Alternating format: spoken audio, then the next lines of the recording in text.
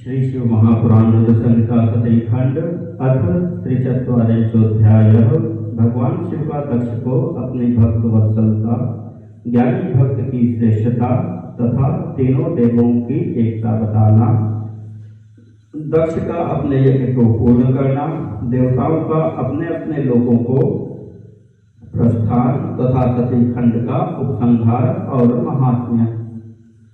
ब्रह्मवाच इति स्तुतो रमेशेन मया चैव सुरर्षिभिः तथान्यश्च महादेवः प्रसन्नः संबभूवः। ब्रह्मा जी बोले, हे नारद, इस प्रकार रमापति विष्णु मेरे देवताओं, ऋषियों तथा अन्य लोगों के द्वारा स्तुति करने पर महादेव जी बड़े प्रसन्न हो गए। अथ शंभो कृपा दृष्टया सर्वान् ऋषिसुरादिकान् ब्रह्म विष्णु समाधाय दक्ष में तदुवाच। तब वे शंभु कृपा दृष्टि से सभी ऋषियों एवं देवताओं को देखकर तथा मुझ ब्रह्मा और श्री विष्णु का समाधान करके दक्ष से इस प्रकार कहने लगे। महादेव उवाच शृणु दक्ष प्रवक्ष्यामि प्रसन्नोऽस्मि प्रजापते भक्ताधीनः सदाहं वै स्वतंत्रोऽप्यखिलेश्वरः। महादेव बोले, हे प्रजापते, हे दक्ष, मैं जो कुछ कह रहा हूँ सुनिए। मैं प्रसन्न हूँ, यद्यपि मैं सबका ईश्वर हूँ और स्वतंत्र हूँ, फिर भी सदा भक्तों के अधीन रहता हूँ। चतुर्विधा भजन्ते मां जनाः सुकृतिनः सदा उत्तरोत्तरतः श्रेष्ठास्ते हम दक्ष प्रजापते। चार प्रकार के पुण्यात्मा मेरा भजन करते हैं, हे दक्ष, हे प्रजापते, उनमें पूर्व की अपेक्षा उत्तरोत्तर श्रेष्ठ हैं। आर्तो जिज्ञासुरार्थार्थी ज्ञाने चैव चतुर्थकः पूर्वे त्रयश्च सामान्याः चतुर्थो हि विशिक्यते। उनमें अर्थ, जिज्ञासु, अर्थार्थी और चौथा ज्ञानी है। पहले के तीन तो समान भक्त हैं और चौथा विशिष्ट महत्व का है। तत्र ज्ञानी प्रियतरो मम रूपम च सस्मृतः तस्मात् प्रियतरो नान्यः सत्यं सत्यं वदाम्यहम्। उनमें चौथा ज्ञानी ही मुझे अधिक प्रिय है और वह मेरा रूप माना गया है। उससे बढ़कर दूसरा कोई मुझे प्रिय नहीं है। मैं सत्य सत्य कह रहा हूँ।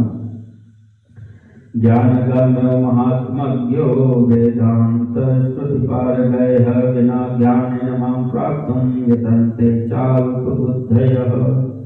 वेद वेदांत के पारगामी विद्वान ही मुझ आत्मज्ञानी को ज्ञान के द्वारा जान सकते हैं। अल्प बुद्धि वाले ही ज्ञान के बिना मुझे प्राप्त करने का प्रयत्न करते हैं।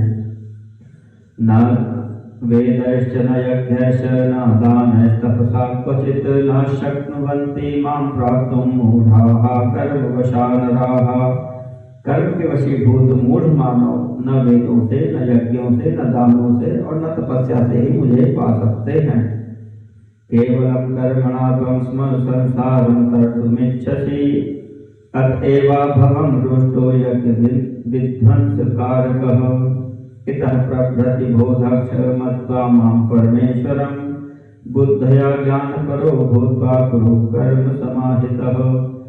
आप केवल कर्म के द्वारा ही इस संसार को पार करना चाहते थे, इसीलिए दुष्ट होकर मैंने इस यज्ञ का विनाश किया है। अतः हे दक्ष, आज से आप बुद्धि के द्वारा मुझे परमेश्वर मानकर ज्ञान का आश्रय लेते हुए सावधान होकर कर्म कीजिए। अन्यच्च शृणु सद्बुद्धया वचनं मे प्रजापते वच्मि गुह्यं धर्म हेतोः सगुणत्वेऽप्यहं तव। प्रजापते, आप उत्तम बुद्धि के द्वारा मेरी दूसरी बात भी सुनिए। मैं अपने सगुण स्वरूप के विषय में भी धर्म की दृष्टि से गोपनीय बात आपसे कहता हूँ। अहम ब्रह्मा च विष्णुश्च जगतः कारणं परम् आत्मेश्वर उपद्रष्टा स्वयं दृक् विशेषणः। जगत का परम कारण रूप मैं ही ब्रह्मा और विष्णु हूँ। मैं सबका आत्मा, ईश्वर, साक्षी, स्वयं प्रकाश तथा निर्विशेष हूँ। आत्ममायं समाविश्य सोऽहं गुणमयी मुने सजन रक्षन् हरन् विश्वं दधे संज्ञाः प्रियोचिताः। हे मुने, अपनी त्रिगुणात्मिका माया में प्रवेश करके मैं ही जगत का सृजन, पालन और संहार करता हुआ क्रियाओं के अनुरूप ब्रह्मा, विष्णु और रुद्र नामों को धारण करता हूँ। अद्वितीये परे तस्मिन् ब्रह्मण्यात्मनि केवले यः अज्ञः पश्यति भेदेन भूतानि ब्रह्मचेश्वरम्। उस अद्वितीय भेद रहित केवल विशुद्ध मुझ परब्रह्म परमात्मा में अज्ञानी पुरुष ही ब्रह्म, ईश्वर तथा अन्य समस्त जीवों को भिन्न रूप से देखता है। शिरः करादिपांगेषु कुरुते न यथा पुमान् पारक्यस्ये मुखिं क्वापि भूतेष्वेवं हि मत्परः। जैसे मनुष्य अपने सिर, हाथ आदि अंगों में वे मुझसे भिन्न है, ऐसी परकीय बुद्धि कभी नहीं करता। उसी तरह मेरा भक्त सभी प्राणियों में भेद बुद्धि नहीं रखता। सर्वभूतात्मनामेक भावानां यो न पश्यति त्रिसुराणां भिदां दक्ष स शान्तिं धिगच्छति। हे दक्ष, सभी भूतों के आत्मस्वरूप तथा एक ही भाव वाले ब्रह्मा, विष्णु और मुझ शिव, इन तीनों देवताओं में जो भेद नहीं देखता वही शांति प्राप्त करता है। यह करोति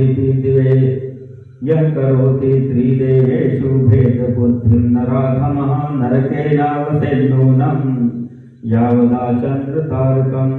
जो नराधम तीनों देवताओं में भेद बुद्धि रखता है वह निश्चय ही जब तक चंद्रमा और तारे रहते हैं तब तक नरक में निवास करता है।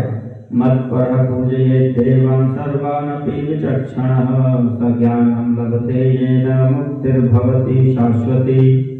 मुझ में परायण होकर जो बुद्धिमान मनुष्य सभी देवताओं की पूजा करता है उसे इस प्रकार का ज्ञान हो जाता है जिससे उसकी शाश्वती मुक्ति हो जाती है। विधि भक्तिं विना नैव भक्तिर्भवति वैष्णवे विष्णु भक्तिं विना मे न भक्ति क्वापि प्रजायते। विधाता की भक्ति के बिना विष्णु की भक्ति नहीं हो सकती और विष्णु की भक्ति के बिना मेरी भक्ति कभी नहीं हो सकती है। इत्युक्त्वा शंकरः स्वामी सर्वेषां परमेश्वरः सर्वेषां सर्वतां तत्प्रोवाच वाणीं कृपाकरः। ऐसा कहकर कृपालु सबके स्वामी परमेश्वर शिव सबको सुनाते हुए फिर यह वचन बोले। हरि भक्तो हि मां निन्देत् तथा शैवो भवेद्यदि तयोः शापा भवेयुस्ते तत्प्राप्तिर्भवेन्नहि। यदि कोई विष्णु भक्त मेरी निंदा करेगा और मेरा भक्त विष्णु की निंदा करेगा तो आपको दिए हुए समस्त शाप उन्हीं दोनों को प्राप्त होंगे और निश्चय ही उन्हें तत्व ज्ञान की प्राप्ति नहीं हो सकती। ब्रह्मोवाच इत्याकर्ण महेशस्य वचनं सुखकारकं हर्षो सकलास्तत्र सुरमुन्यादयो मुने। ब्रह्मा जी बोले, हे मुने, भगवान महेश्वर के इस सुखकर वचन को सुनकर वहां उपस्थित सभी देवता, मुनि और आदि अत्यंत हर्षित हुए। दक्षो भवन महाप्रीत्या शिव भक्ति रतस्तदा सकुटुम्बः सुराद्यास्ते शिवं नत्वा अखिलेश्वरम्। शिव को अखिलेश्वर मानकर दक्ष कुटुंब सहित प्रसन्नता पूर्वक शिव भक्ति में तत्पर हो गए और वो देवता आदि भी शिव भक्ति परायण हो गए।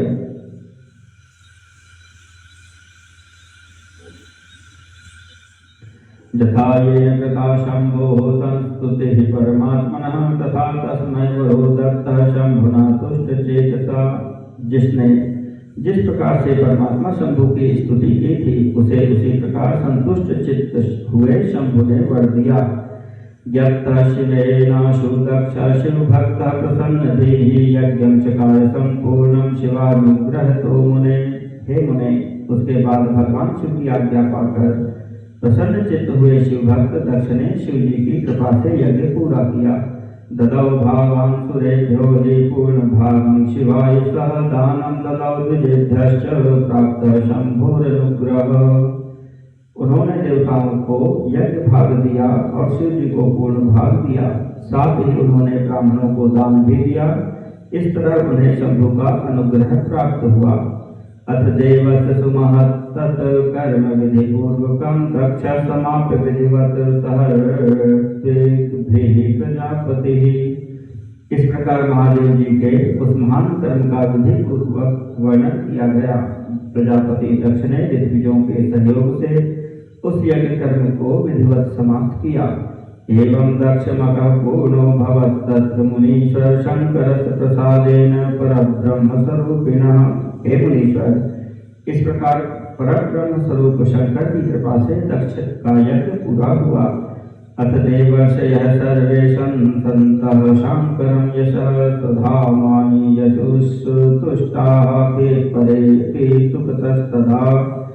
तदनंतर सब देवता और ऋषि संतुष्ट होकर भगवान शिव के यश का वर्णन करते हुए अपने अपने स्थान को चले गए। दूसरे लोग भी उस समय वहां से सुखपूर्वक चले गए। अहम विष्णु च सुप्रीतावपि स्वं स्वं परम मुदा गायन्तौ सुयशः शंभो सर्वमंगलदं सदा। मैं भगवान विष्णु भी अत्यंत प्रसन्न हो भगवान शिव के सदा सर्व मंगलदायक सुयश का निरंतर गान करते हुए अपने अपने स्थान को सानंद चले गए।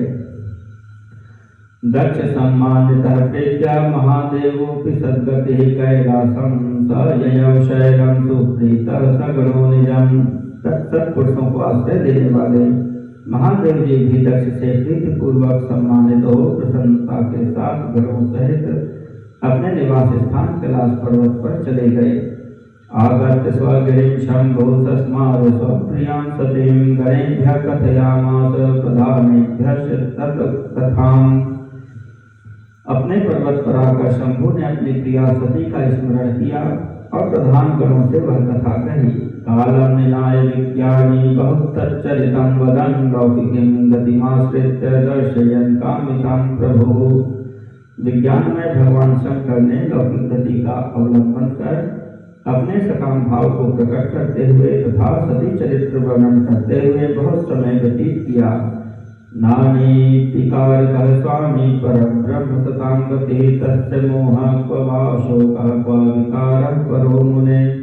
हे मुने, वे सज्जनों के शरणदाता सत्य स्वामी अनीति न करने वाले तथा परब्रह्म हैं। उन्हें मोह शोक तथा अन्य विकार कहाँ से हो सकता है।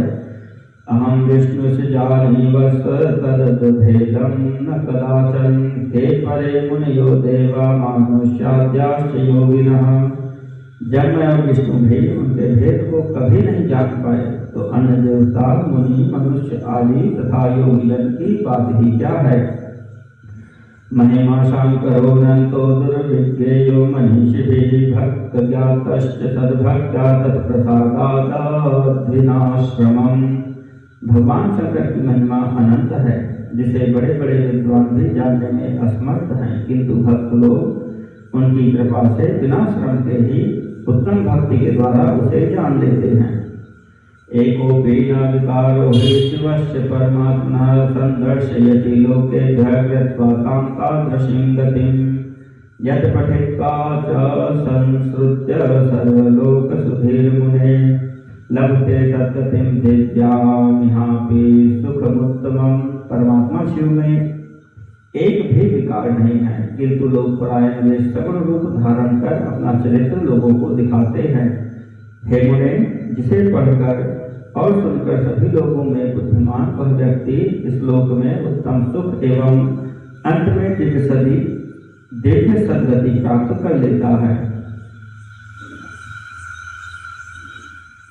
इत्थं दाक्षायणी हित्वा निजदेहं सती पुनः यज्ञे हिमवतः पत्न्यां मेनायामिति विश्रुतम्। इस प्रकार दक्ष कन्या सती यज्ञ में अपने शरीर को त्याग कर फिर हिमालय की पत्नी मेना के गर्भ से उत्पन्न हुई, यह बात प्रसिद्ध ही है। पुनः कृत्वा तपस्तत्र शिवं वक्रे पतिं च सा गौरी भूत्वा ढुलामांगी लीलाश्चक्रे भूता शिवा। तत्पश्चात वहाँ तपस्या करके गौरी शिवा ने भगवान शिव का पति रूप में वर्ण किया। वे उनकी वाम अर्धांगिनी होकर अद्भुत लीलाएं करने लगी। इत्थं सती चरित्रं ते वर्णितं परमाद्भुतम्। भुक्ति मुक्ति प्रदम दिव्यम सर्व काम प्रदायकम। हे नारद, इस प्रकार मैंने आपसे सती के परम अद्भुत चरित्र का वर्णन किया, जो भोग मोक्ष को देने वाला, दिव्य तथा संपूर्ण कामनाओं को पूर्ण करने वाला है। इदमाख्यानमनघं पवित्रं परम पावनं स्वर्गं स यशस्यमायुष्यं पुत्र पौत्र फलप्रदम्। यह आख्यान कालुष्य रहित, पवित्र, दूसरों को पवित्र करने वाला, स्वर्ग की प्राप्ति कराने वाला और पुत्र पौत्र रूप फल प्रदान करने वाला है। यज्ञं शृणुयाद भक्त्या श्रावयेत् भक्तिमान् नरान् सर्वकर्मा लभेत्तात परत्र परमां गतिम्। हे तात, जो भक्तिमान पुरुष भक्ति भाव से इसे सुनता है और अन्य मनुष्यों को सुनाता है, वह इस लोक में संपूर्ण कर्मों का फल पाकर परलोक में परम गति प्राप्त करता है। यह पठेत पाठयेत वापि समाख्यानमिदं शुभं सोऽपि भुक्त्वाखिलान् भोगानन्ते मोक्षं वाप्नुयात्। जो इस शुभ आख्यान को पढ़ता है, जो इस शुभ आख्यान को पढ़ता है अथवा पढ़ाता है, वह भी समस्त सुखों का उपभोग करके अंत में मोक्ष प्राप्त करता है। इति श्री शिव महापुराणे द्वितीयायां रुद्रसंहितायां द्वितीय सती खंडे दक्ष यज्ञानुसंधान वर्णनाम त्रिचत्वारिंशोऽध्यायः। इति श्री शिव महापुराणे द्वितीय रुद्रसंहितायां द्वितीयः सती खंडः समाप्तः।